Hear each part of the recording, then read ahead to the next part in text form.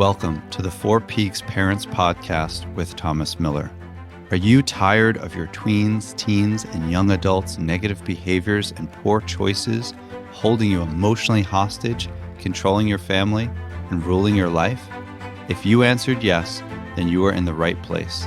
This podcast is a community for courageous parents just like you who come here to gain effective tools, skills, and take action so they can change their tween, teen, or young adult's life and improve their family's future.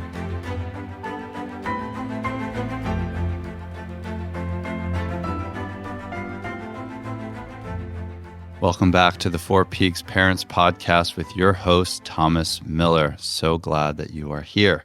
Today's topic is how to help your kids grieve.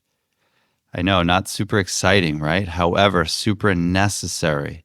It's kind of funny, having done this work since 2000, even though grief is a part of every single person's life, there's no one that grief and loss, has not touched. Yet we don't really like to talk about death and dying and or grief in general or bereavement. Yet it's a huge part of life. So today we're going to dive into better understanding what's unique about a child's grief, right? What's different about a little kiddo, a tween, a teen, and or a young adult's grief versus an adult's.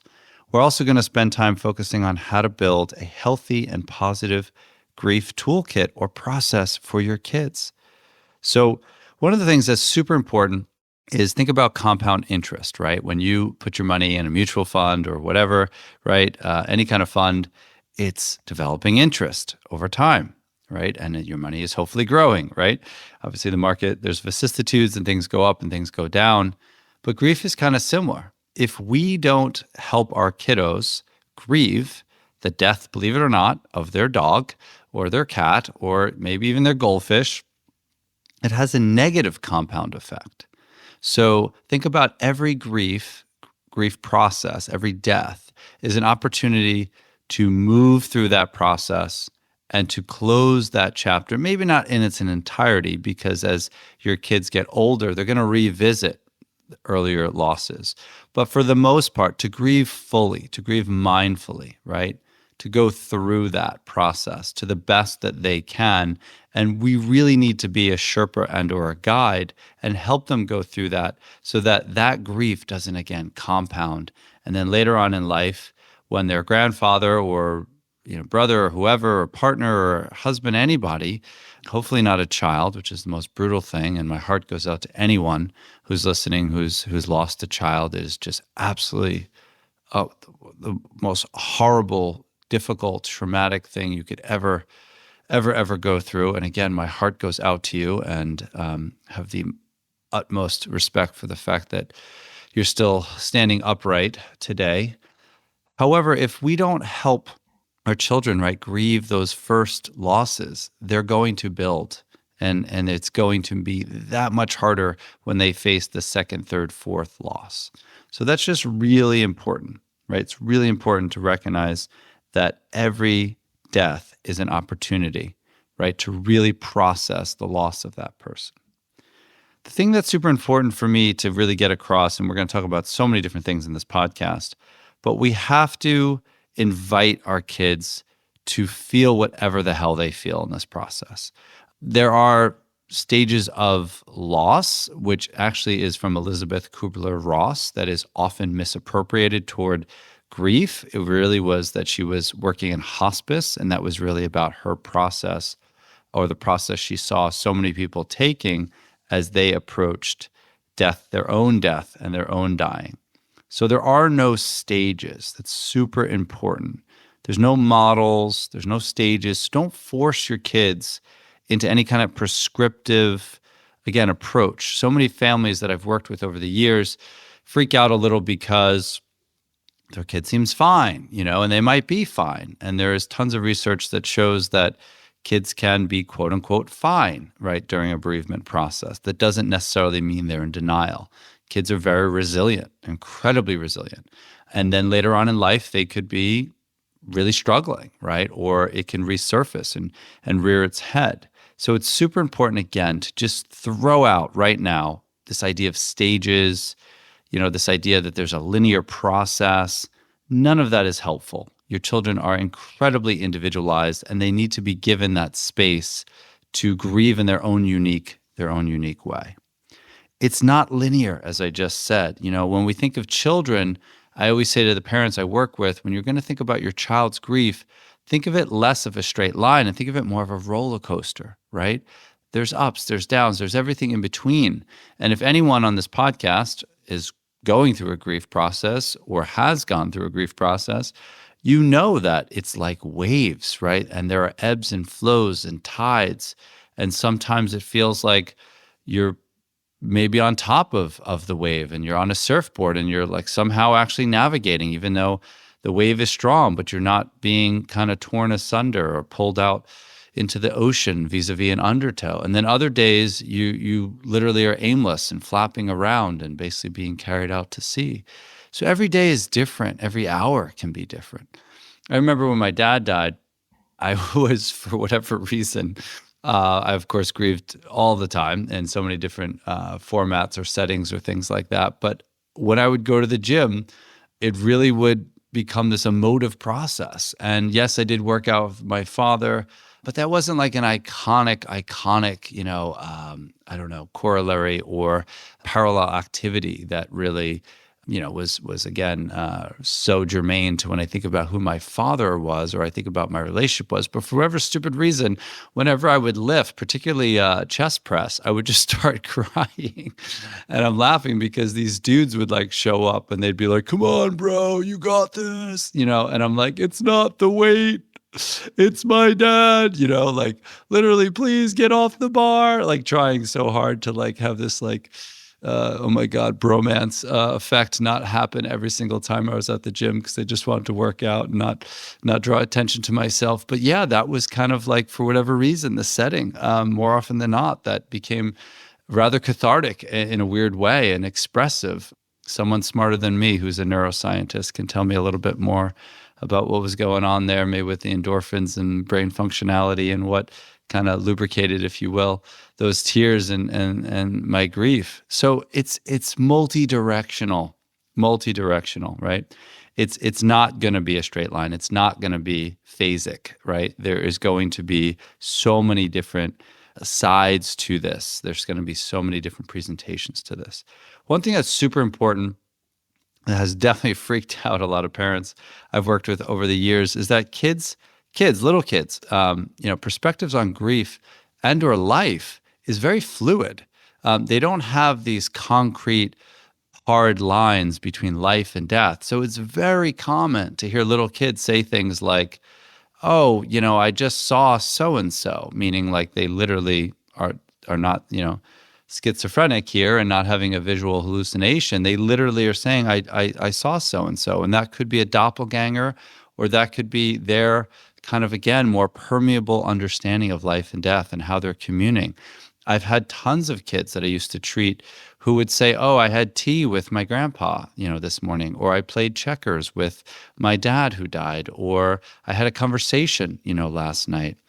We shouldn't be freaked out about these things, right? Again, the kids are going to have a much more fluidity around, again, their own grief process.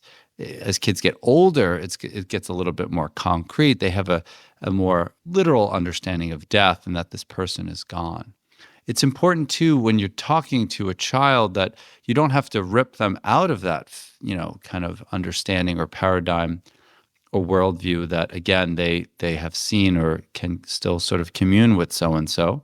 But we don't want to use language sometimes that's so abstract, like they've gone on to a better place or they've crossed over, or it's important to say so-and-so has died. That's just important. A lot of times people, it could be another podcast, but people sometimes like to use language that's kind of flowery because they think they're doing a service to whomever, but it's actually a disservice. Another podcast I'll talk about, oh my God, how frustrating it has been over the years with neurodivergence, children, and how many therapists or counselors over the years have said things like so-and-so is quirky or so-and-so, is different, rather than being able to provide an actual effective clinical diagnosis of, say, autism spectrum. which is helpful, right, for services and things like that. So similarly with little kids, while again, we don't need to shut down, they're more open and or, less again, concrete understanding, but we do want to say so-and-so died of cancer. Well, what is cancer? Well, cancer is, this or that, or so-and-so died of Alzheimer's, or so-and-so died of whatever, right? It's very helpful for kids to understand there's concretes there, right? That again, if we kind of keep it open where so-and-so died because they weren't feeling so well, well, that's going to exacerbate anxiety, right? When I used to be the director of the Den for Grieving Kids in Greenwich, big shout out to Family Centers, Inc., as well as the director of the Center for Hope in Darien. So I was the director of both of those programs. Fantastic programs that do great things. That's one is in, again, Greenwich and one is in Darien. It really opened my eyes to the possibilities of grief is, believe it or not, an opportunity to deepen children and or obviously young adults and teens and adults, of course, as well, their emotional expressiveness. It's a way to deepen their communication skills. It's a way to deepen their resiliency. It's a way to actually help them suture together, this person's life in a way that was maybe complicated, right? I mean, we're going to talk in a second about complicated versus uncomplicated bereavement, but to just see that, grief is a doorway. It's a doorway. It's a looking glass into the relationality. And there's opportunities for us, the griever, to make sense of this person's life and to make sense of our feelings, to make sense of our relationship. And believe it or not, there are massive positives that can come out of a bereavement process. I'm not in any way trying to sugarcoat how horribly painful and how tragic and how difficult bereavement can be, particularly, again, if we're talking about what's called complicated bereavement, which is less of a traditional death where there might be stigma attached to that. If we're talking about drugs and alcohol, we're talking about a DUI, we're talking about a suicide, talking about it could be some act of violence, whether our loved one perpetuated that or was perpetuated upon them. So it's a lot harder when we're dealing with elements of trauma because then you're dealing with, right, PTSD and all kinds of other things. But I'm just saying in general, as much as, of course, nobody's excited about grief and loss and it's so brutally painful, and I know full well how difficult it was to grieve the loss of my dad, who did die in a tragic roofing accident. So that would fall under the category of sort of non-traditional bereavement, or that would fall into the category of complicated bereavement.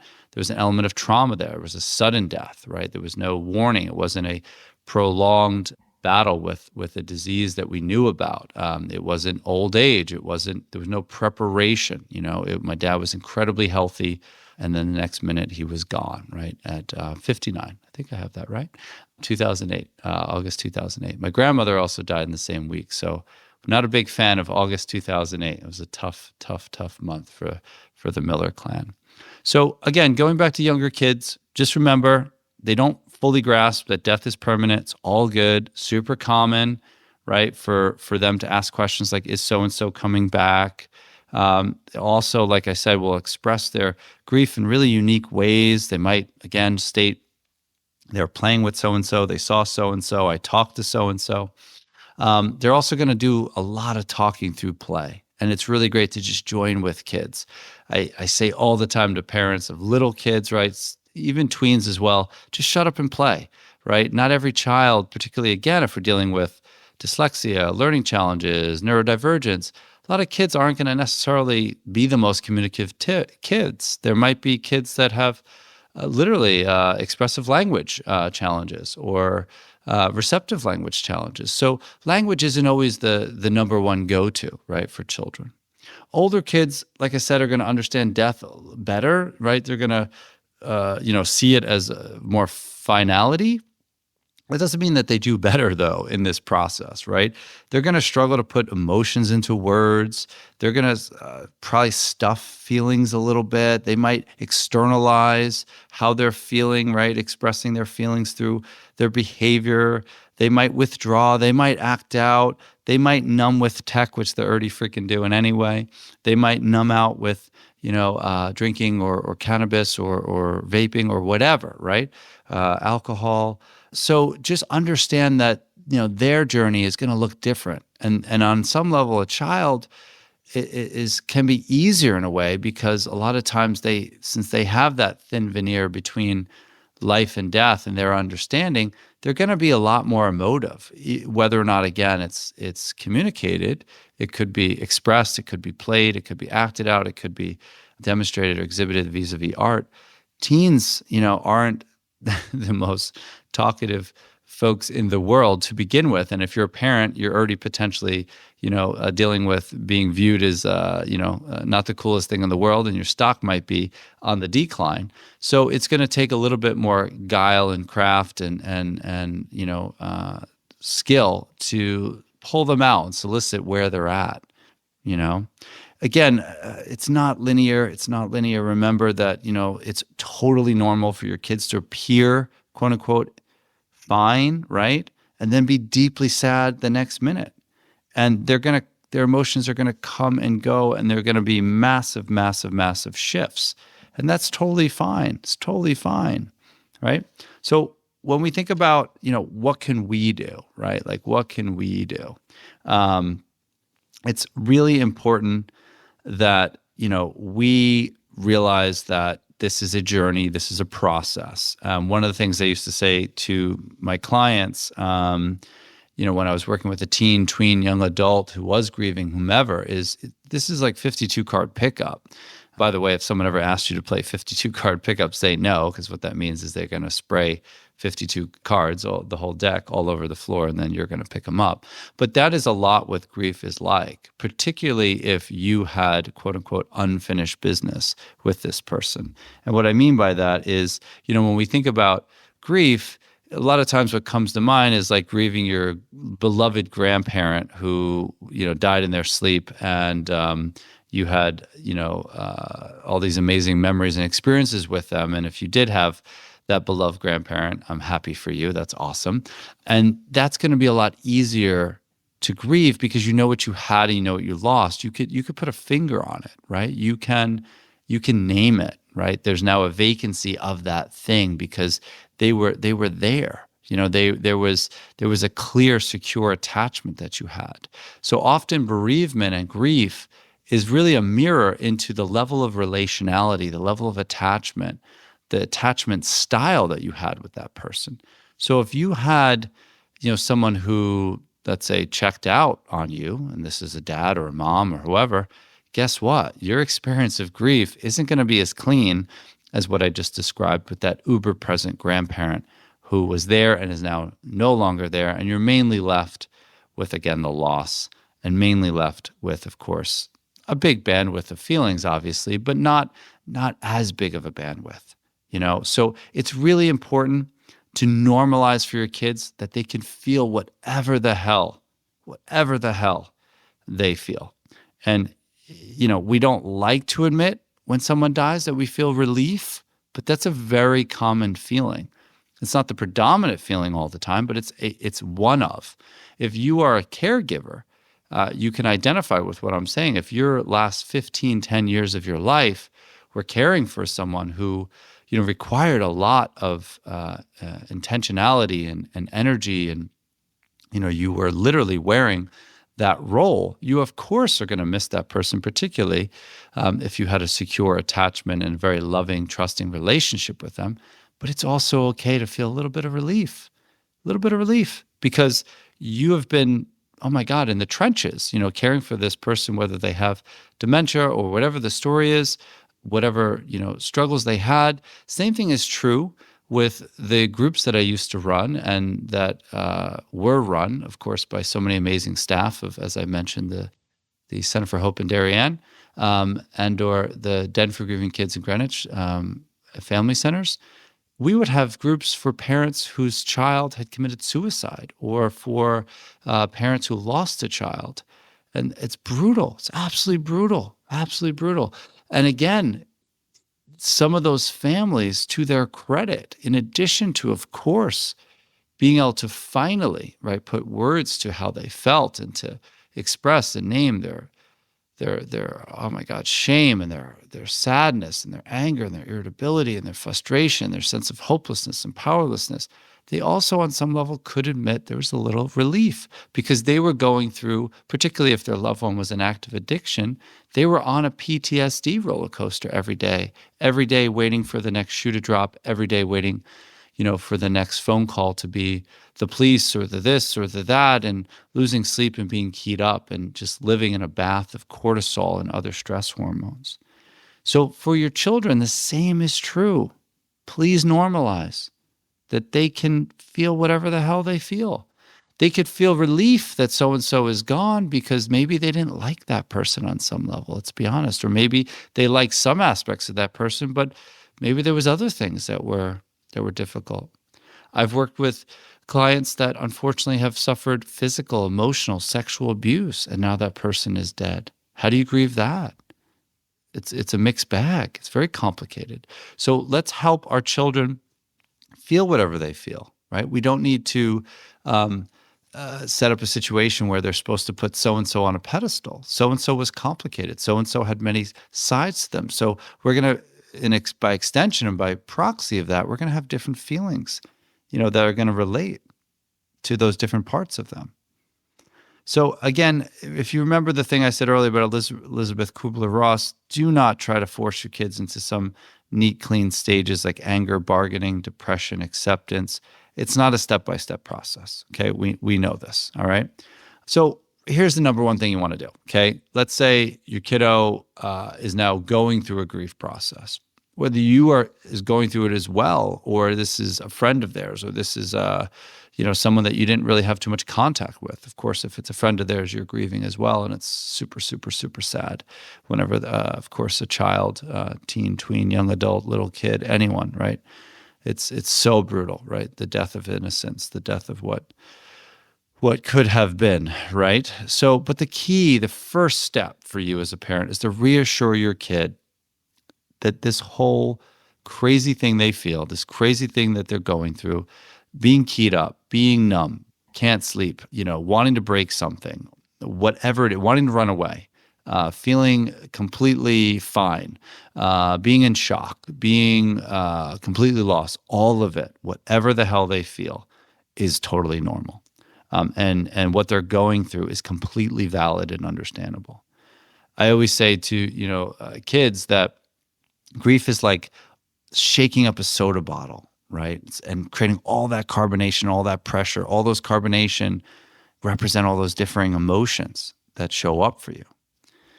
Second step, super important, help your kids, as I kind of already begun to speak to, name their emotions, but really kind of help stretch it out a little bit. So it can sound like, hey, it looks like you're missing grandpa today, right?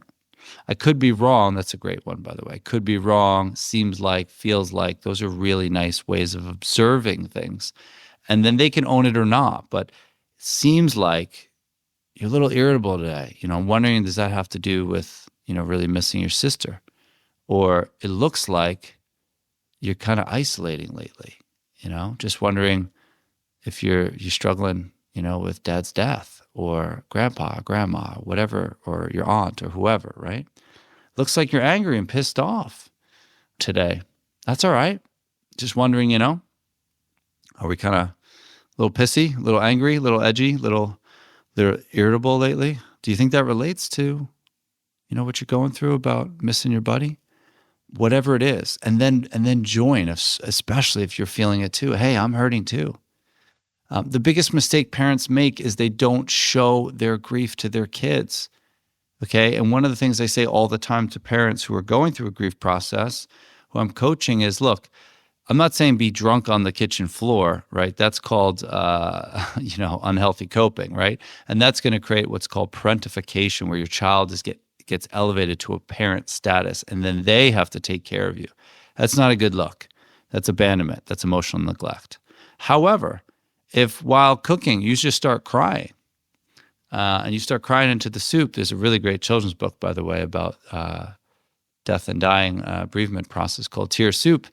That's a beautiful thing. And if the kid comes over, your child, and gives you a hug, don't brush them off and be like, oh, you shouldn't be comforting me. I should be the one comforting you. That's a beautiful moment for a synergistic, mindful grieving process. So embrace that. Let them hug you. Talk about where you're at. Share like you feel numb. Share you feel angry as hell. Share you feel keyed up. Share you feel just exhausted and tired, right? I'm not saying dump on your child, right? Again, that's what therapy's for. That's what bereavement groups are for. That's what, oh my God, hiking is for. That's what yoga is for. So many holistic exercise modalities are for. But there's nothing wrong with sharing how you feel and where you're at. You can join with your kids. What an amazing way for you two to have a parallel process that's unique and different, but that you could be going through it in a co-joined sort of way. I love even saying little things like, I'm really hurting too. Are you hurting? Yeah? What do you want to do about it today? You want to break something? You want to, seriously, we can go break. You want to go to Goodwill and get some old TV and smash the crap out of it? You want to bake something? You want to go for a crazy ass run? You want to go rock climbing? What do you want to do? You want to cry? You want to watch a really stupid, funny movie? You want to do all the above, right? That's very empowering. It lets your kids lead. You're also showing that you're willing to join with them and not afraid of their emotions. It's the worst thing we could do, right, is be afraid of uncomfortable emotions. There are no such thing as good or bad feelings or good or bad emotions. There's just comfortable and uncomfortable. And your relationship is bigger.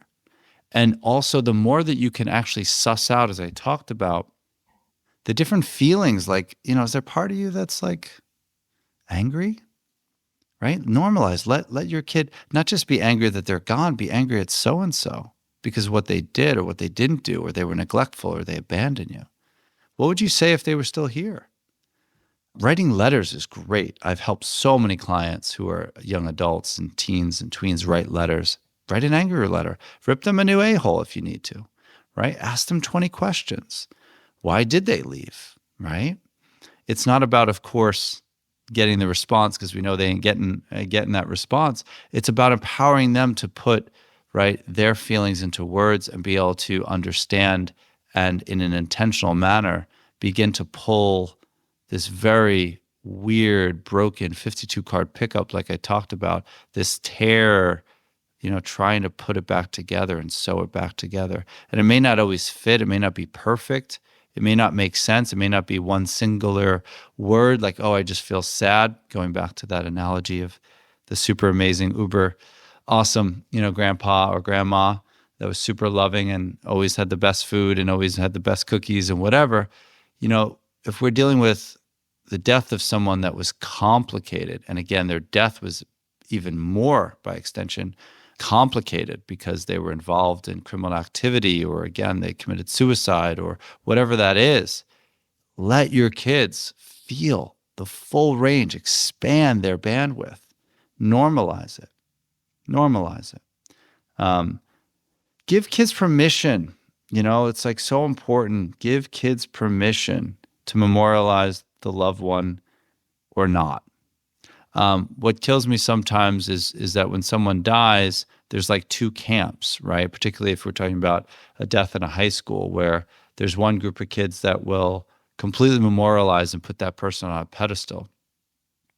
And there's actually a lot of research that if a teen has committed suicide, it's a really tricky thing for a school to manage, because on one hand, you want to, of course, honor the death of this person who, whether they were an amazing person or not, it's a terrible loss, right? Terrible loss of innocence, terrible loss of what could have been, and terrible just loss. And you need to give kids space to grieve that. But on the flip side, you don't want to, right, memorialize in a way that romanticizes, so to speak, or brings so much attention to the fact that this person had been dealing, unfortunately, with some, really difficult mental health struggles. And the way that they chose to go about it, right, was an impulsive and rash decision. And for anyone that has a loved one who's committed suicide, my heart goes out to you. And the pain they must have been feeling. And it's understandable when someone's in that much pain, and that's the best thinking in their moment. And that's the only way they could see a way forward. That being said, we want to also help kids realize that there are other ways to manage pain. There are other ways to deal with those challenges, as hard as they may be, and as bleak as that situation may have felt. There are resources that kids can turn to. So it's a tricky thing, in terms of how do you manage, particularly if it was a teen overdose, a teen suicide. Again, we want to give our loved one the space to feel whatever they feel, but also allow them to decide how do they want to make sense, right, of this person's death and or this person's life. So we got to give that space. Some kids may want to return to normalcy like immediately. Other kids may want to make big changes, right? There isn't a right or wrong. I've worked with parents who want to keep the room pristine of their child. Totally makes sense. Have it be almost like a shrine. I've had other families that have donated things, and couples sometimes struggle, understandably, with how do you grieve loss of a family member. And it's important that everyone is given the space to do that. With my mom, I remember my mom used to bring photos of my dad when we go out to restaurants. And I'm really glad she did that, because that's what she needed to do. She needed to kind of put that photo out and kind of have that empty chair be filled by the photo to a degree. That didn't really work for me. That wasn't my thing. I'm actually grateful that when my dad died, I lived in the Adirondacks. I was the clinical director of a wilderness therapy program. And on some level, I couldn't hide. And I'm so grateful that, as much as I love my mom and my sister, I didn't get absorbed, thankfully, into a little bit of an enmeshed dynamic. That's another maybe episode, but love you, Mom, love you, Jess. But the point is that I got lost in the woods. I can't tell you how many times I go hiking, literally, got lost in the woods and had no idea where the fuck I was. And then I'd pick my head up and be like, oh shit, I gotta figure out how to get out of here. So that was my way of just kind of beating the trail. I was going to take my grief with me. And it was a very active, very physical kind of grief process. And thankfully, I didn't get into a caretaker role, which I'm grateful for, And so everyone needs space. And I just want to say, I don't want to act like I handled my grief super healthy. There's tons of masochistic things I did as well. I threw myself into work and became a bit of a workaholic, which was definitely a way of hiding.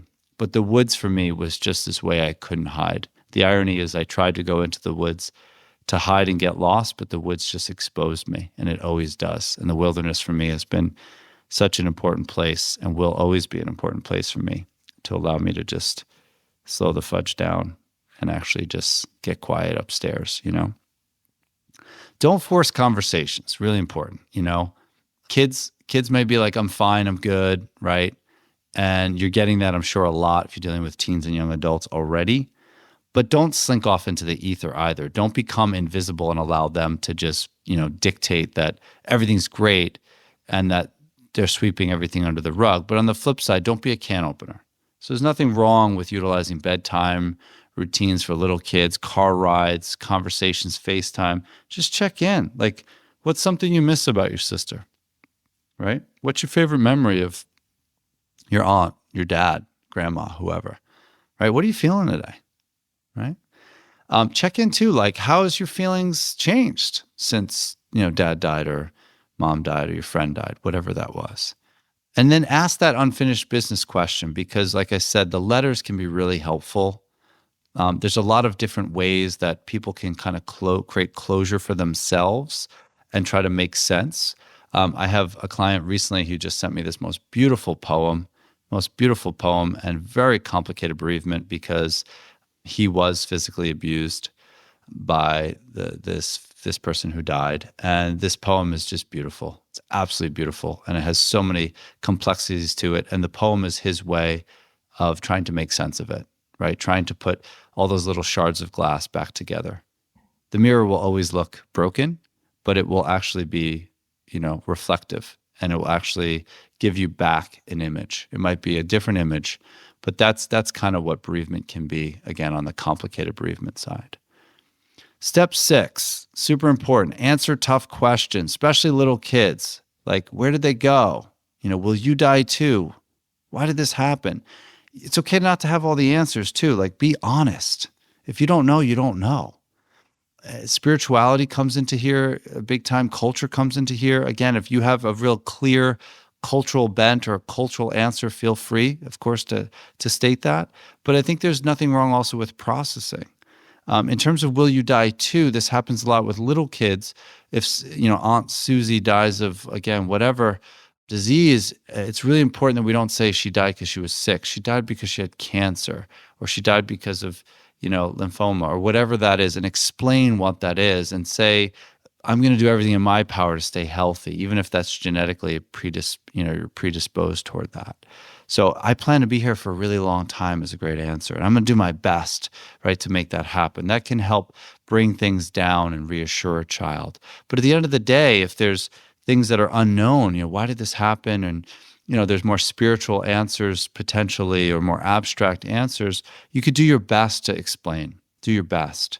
But then also engage them and ask them, where do they think so-and-so went? Do they believe in heaven or hell or God or whatever, and all that, whatever they think, let them project a bit, right? And help them make sense of it.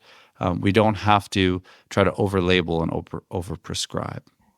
Rituals can be so important, so important.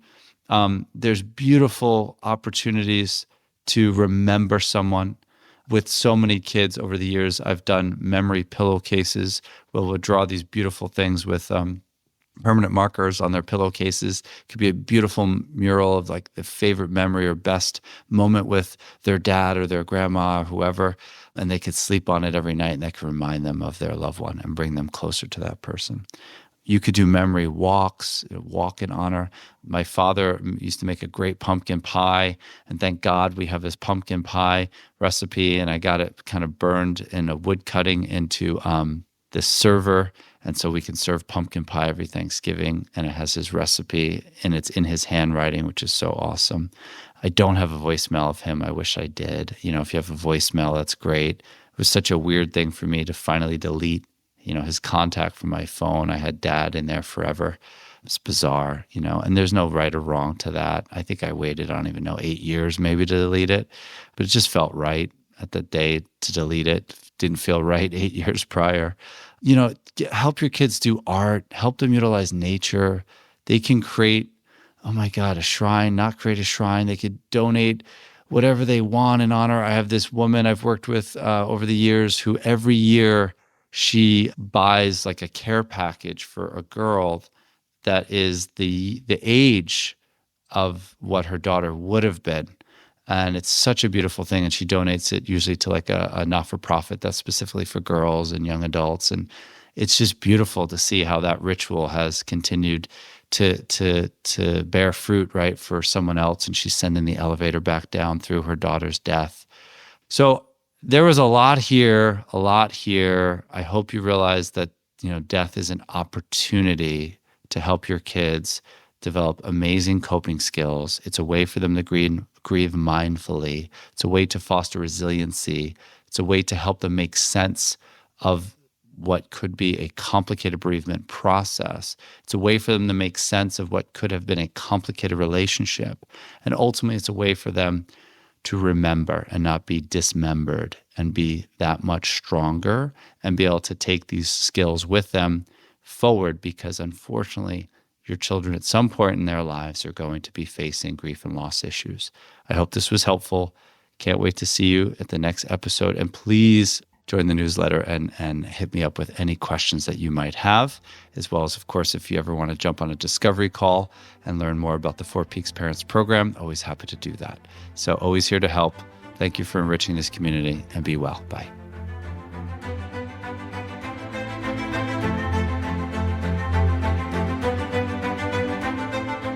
Hey everyone, Thomas here.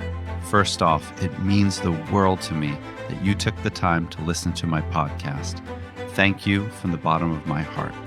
Also, if you want to receive the latest podcast updates, as well as expert parenting tips and practical strategies for navigating your tween, teen, or young adults challenges directly to your inbox, then sign up for my newsletter. The link is in the description.